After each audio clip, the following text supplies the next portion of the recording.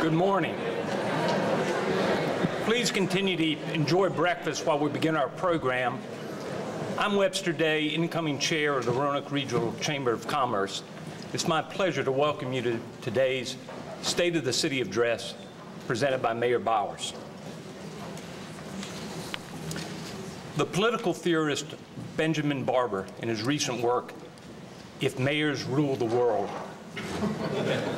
observes that cities must remain open to pragmatism, cooperation, innovation, and creativity, all because it's cities that deal with the mundane details of getting everyday problems solved.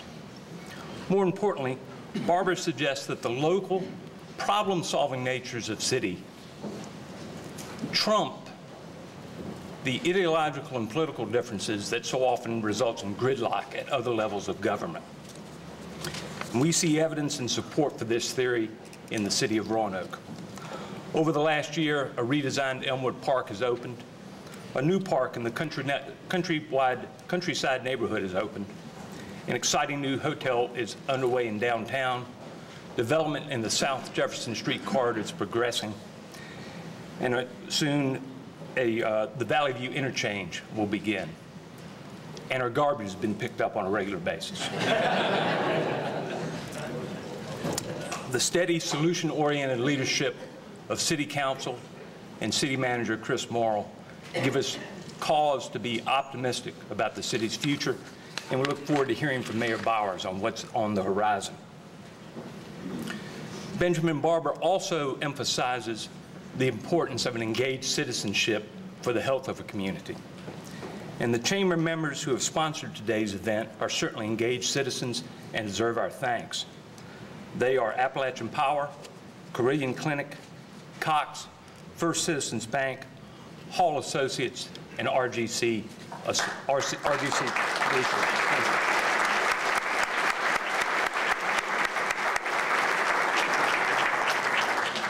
Also want to thank our host sponsors, the Taubman Museum of Art and the Virginia Economic Development Partnership.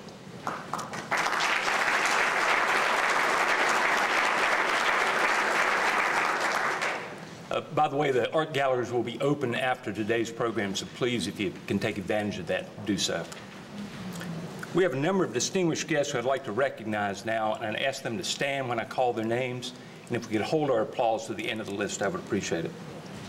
With us today are the Roanoke City Council members, Bill Bespich, Ray Ferris, Sherman Lee, Anita Price, Court Rosen, and Vice Mayor David Trinkle.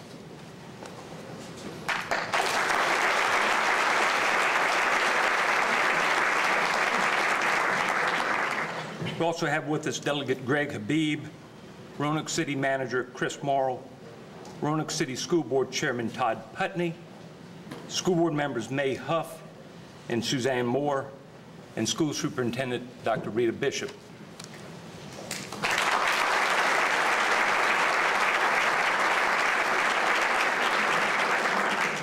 Roanoke City Treasurer Evelyn Powers, members of the Roanoke County Board of Supervisors Al Bedrosian, Butch Church, and Charlotte Moore, and Vinton Mayor Brad Gross.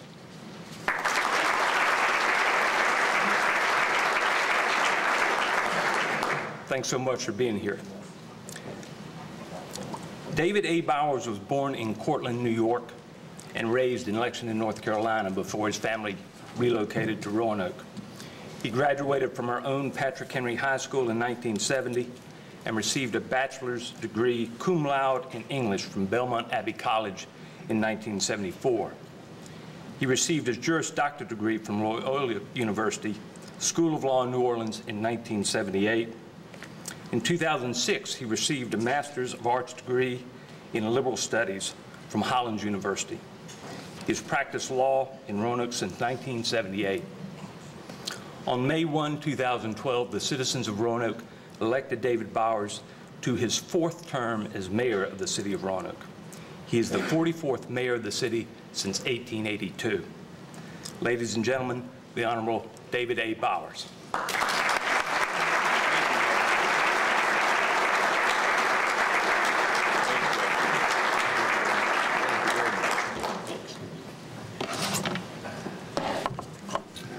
Thanks, Webster, and good morning to you all. And to those who thought you were coming to my law office retirement breakfast, you're at the wrong place, I want you to know. And is this microphone working all right? I've had a lot of fun with this announcement about my retirement after 35 years at the law office. I am going to continue to be mayor for 2 more years, but I told someone if I'd known I was going to get that much publicity from retirement, I would have done it years ago. I wanted to take just a moment to introduce 2 very special people in my life. My wife, pretty wife, Margarita Cubas, is here.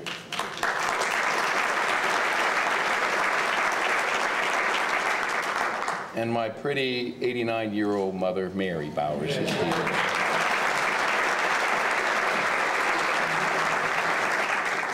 My wife is the First Lady of Roanoke, and my mother thinks she still is. So. Once again, we gather for the state of the city of our beloved Roanoke.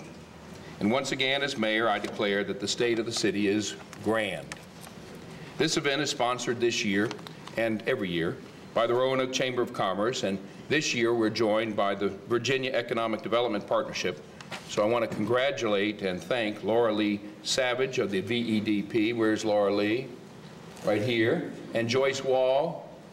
Joyce got a good seat right there. And I want to thank all those 2 folks and all the leadership and membership of the Chamber and the VEDP for organizing and hosting this event. Thank you very much.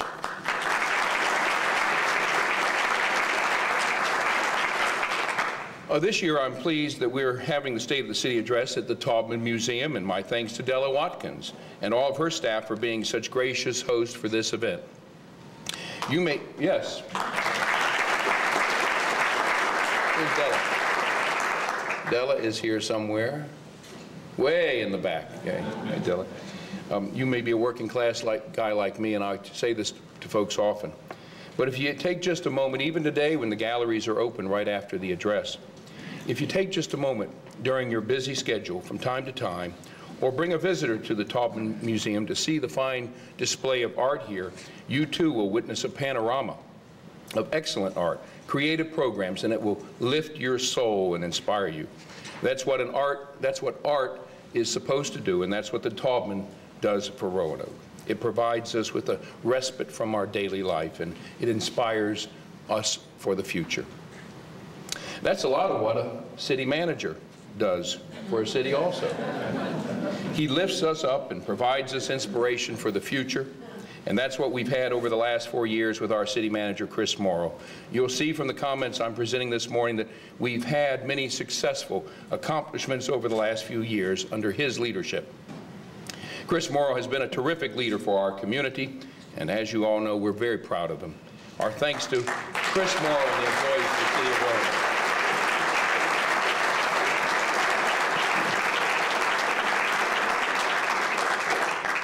That's the first time Chris Morrow has ever been compared to an art museum, I think.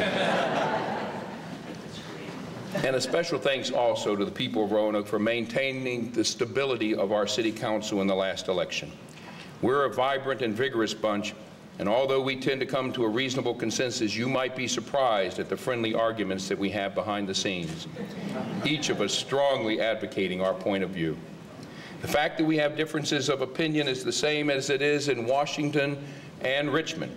But here in Roanoke, we have enough good sense to come together most of the time to forge a progressive and accomplished agenda for the people of our grand city. I look forward to working with Vice Mayor Dave Trinkle and the other members of the council over the next couple of years. Please join me in recognizing and thanking our Roanoke City Council.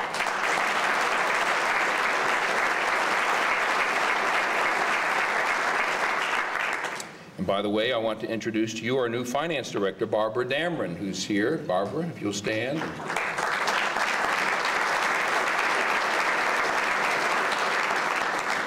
Barbara came to Roanoke just last month from Danville, Virginia. Under the leadership and finance guidance of her predecessor, Ann Shawver, who's present with us, Roanoke gained a AA+ bond rating with Fitch and Standard & Poor's, noting our stable financial management and progressive city agenda, notwithstanding the sluggish economic conditions of the Commonwealth. Barbara Dameron, I believe, will adhere to conservative fiscal policies that will help maintain and hopefully enhance and improve our AA+ rating. Now, I thought I'd have a little fun with you this morning and play a game I call Roanoke Jeopardy.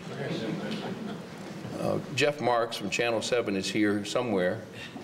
He's probably going to be calling Alex Trebek before the end of the morning.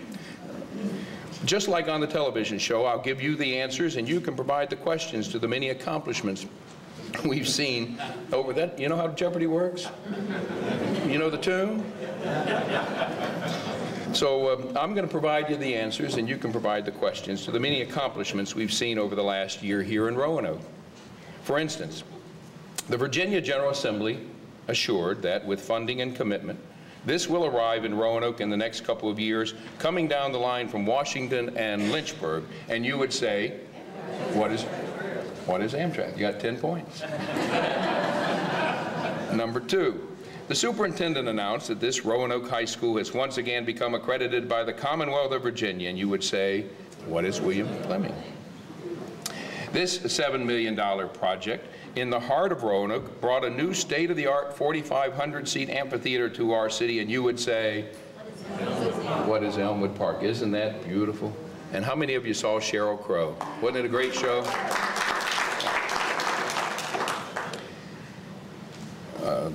This college opened a new $26 million center for science, math, and health professions for students studying biology, chemistry, nursing, dental hygiene, radiology, and other medical programs. And you would say, what is Bobby Sandel's Virginia Western Community College? Fralin Center. That's a long question to the... This park in a great neighborhood, long involved in controversial strategic planning, opened with a $1.5 million investment and a new playground which has proven to be extremely popular for young people and families. And you would say, what is the new Countryside Park? That's Countryside. If you've got grandchildren, ought to take them out to that park. It's a wonderful park. This company moved into Roanoke Center for Industry and Technology with a $12 million investment and bringing 108 jobs to Roanoke. What is FedEx Ground? This institution renovated 200,000 square feet of space and now provides experiences for Roanoke and our visitors with butterfly habitats, aquariums, theatrical presentations, and history, and was a $30 million project. And you would say, what is Center in the Square? These projects invested millions for housing in downtown Roanoke, where once there were only 12 persons living, now we boast a downtown population believed to be over 1,500. And the question is, what is the Shenandoah Building, now known as Parkway 301, and the Ponce de Leon, formerly known as the Crystal Tower? This project helped to transform one of America's most pleasurable public spaces into an even nicer and up-to-date public space, while still maintaining the flavor of being an Appalachian farmer's market. And the question is, what is our Roanoke City market? Doesn't it look great? This development involving a multi-year mixed-use investment on a 28-acre site just to the south of downtown, estimated to involve $100 million of investment. We've already had $100 million of investment across Jefferson Street. But this is located right across from the Virginia Tech Carilion Medical School, and the question is, what is the Bridges with new apartments and commercial area on Jefferson Street? By the way, this institution graduated its first class in May of 2014. What is the Virginia Tech Carilion Medical School? Aren't we very proud of the Virginia Tech Carilion Medical School?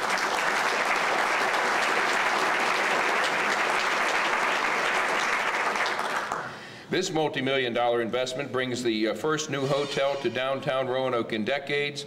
What is the Hampton Inn City Market Hotel? Doesn't that look great? What do you think?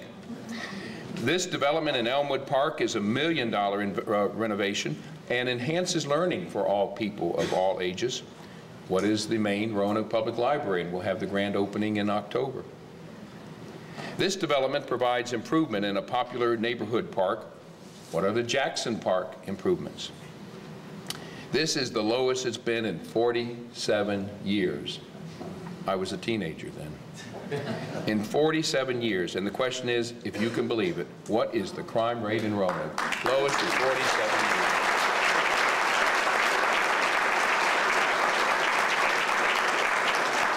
Chief Perkins of the Roanoke Police Department is here, and we thank him and all of his fine staff with our nationally accredited Roanoke Police Department, but he'll tell you it's the involvement of our citizens and their neighborhoods that has made a great partnership with the police department in making sure that this statistic is such a remarkable statistic for our city. This statistic indicates improved education in Roanoke Public Schools. What is our graduation rate at PH, Fleming, and Forest Park? I'm sorry. 82%, and Rita Bishop is here, our superintendent of schools, and she says we're trying to move up to 85 to 90%. This project is perhaps the most popular improvement in Roanoke in recent years and will be expanded westward to Salem. What is the Roanoke River Greenway? Yep.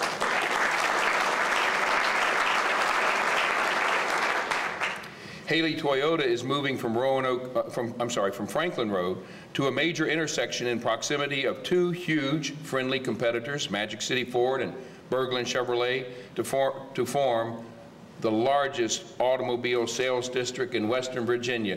You won't have to go to Christiansburg anymore. The Motor Magnet is here in Roanoke.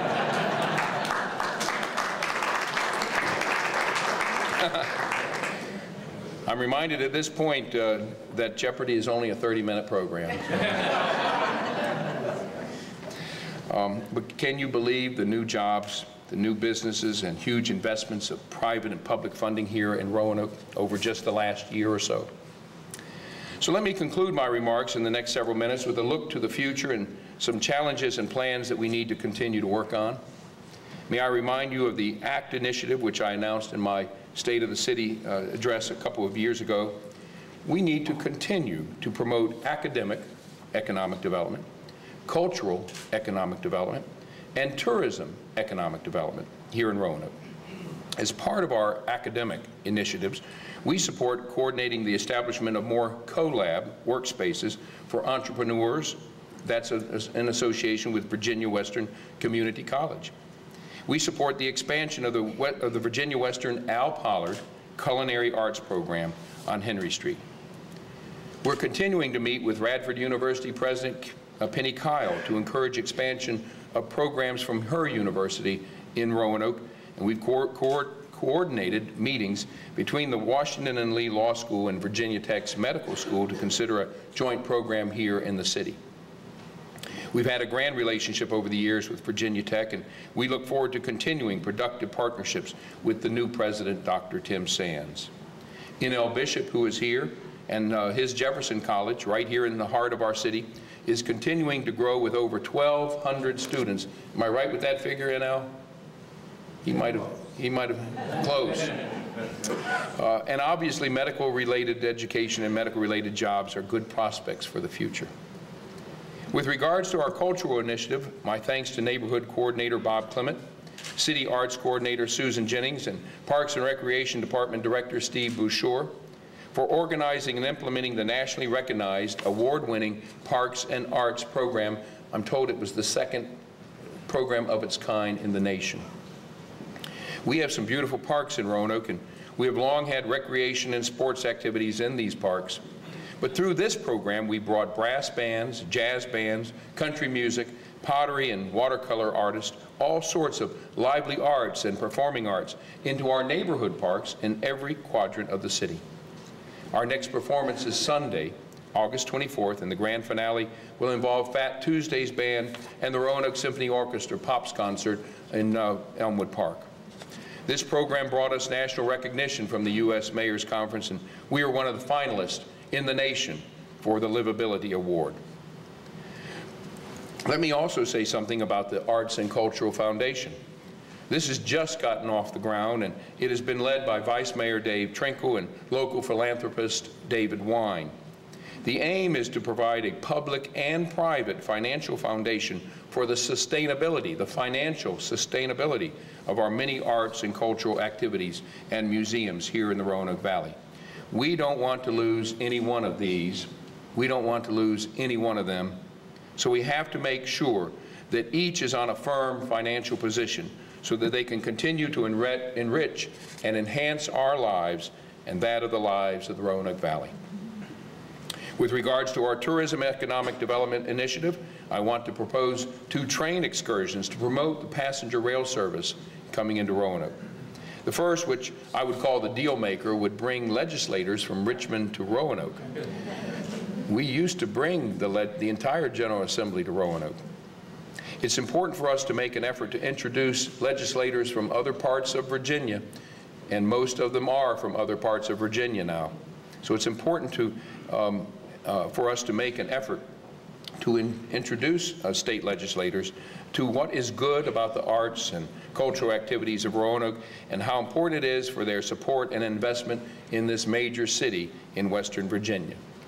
The second train excursion involves our friendly competitor Bristol, with the Virginia Tech University of Tennessee football game scheduled for September 10, 2016. How many of you want to go? Yeah. Well, that football game at the Bristol Motor Speedway will draw, I believe I've been told, 150,000 people from Virginia and Tennessee, and it'll be a nationally watched television game. As we bring Amtrak to Roanoke, let's be thinking about organizing an excursion train from Roanoke with stops in the New River Valley and Point South, alleviating a lot of cars on I-81 to the Battle of Bristol to support our Virginia Tech Hokies. This will continue our efforts to promote passenger rail service to Roanoke and Southwest Virginia. But while we're talking about interstates, let's not forget that bringing I-73 into Roanoke will be an economic driver for our region. Let's make sure that for the future, I-73 construction begins soon, and let's get our portion of I-81 and I-581 designated soon with signage as part of the I-73 corridor. Now, we don't have the tobacco money that has brought better broadband service to cities like Galax, and we're not as big as areas in which Comcast or Verizon or Cox will provide broadband service as it does to Northern Virginia. It's important for people and businesses in Roanoke to understand that this is a huge obligation, and it apparently must be initiated and paid for, in part, by our local government, because it provides us an interstate, a broadband of service, from which other lines can be connected to provide internet service to all of the Roanoke Valley. I'm very proud, and I've said publicly on many occasions, that Landon Howard, who had to leave early for a doctor's appointment, but I'm very proud of Landon Howard and his team at the Roanoke Convention and Visitors Bureau. Lee Wilhelm is here as a member of the board of that CVB Board of Directors. Landon's effort over the last couple of years to brand us as Virginia's Blue Ridge has been successful, and he can report record numbers of tourist investment and an increase in tourism-related jobs here in the Roanoke Valley. Now, I want to share with you their new 90-second video promoting Virginia's Blue Ridge.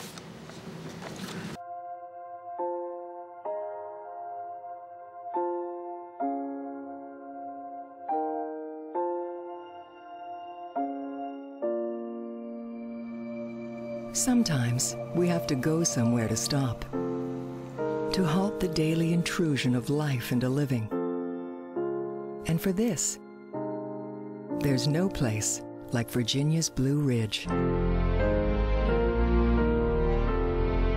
Take a pilgrimage along the Appalachian Trail.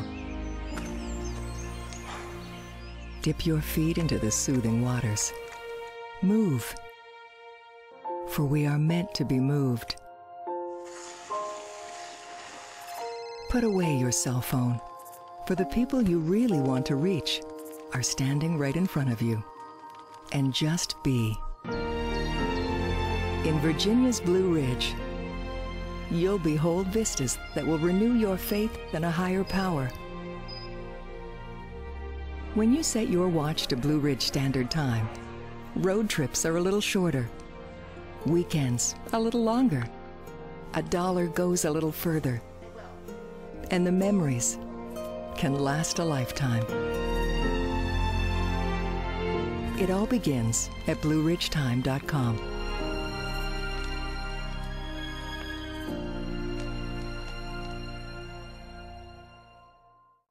Yeah.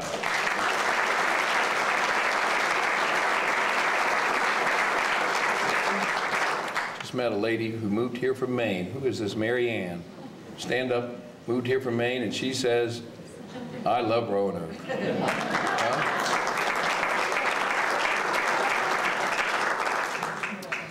In my final remarks, I want to tell you what I thought was one of the nicest compliments that I ever received as mayor of our great 6-time All-America city. And by the way, no other city in America has won that award as often as Roanoke, Virginia. Someone said, actually it was Stan Hale with the Roanoke Tribune, he said, Mr. Mayor, you help us feel good about our city. Well, City Manager Chris Morrow often says it in a similar way. He says, we've changed the way that Roanokers think about themselves, and we're not going to go back to the past.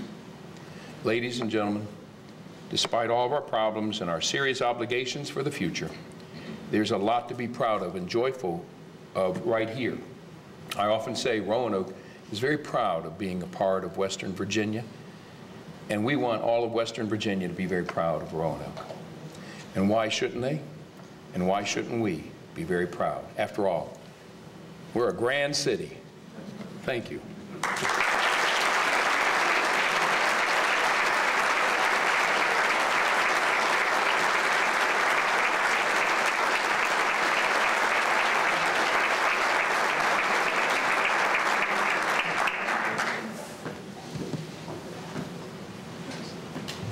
I don't know if my mic, oh, it is. Okay.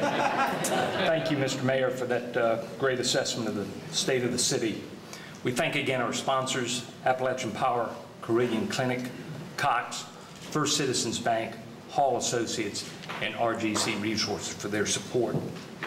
Let me also put a quick plug in to the Chamber's annual Small Business Awards dinner and program. It will be held on Thursday, October 2 at the Roanoke Hotel. Please register for that program. It's a wonderful event. Thank you, Mayor Bowers, special guests, and all of you for coming today. Have a great day.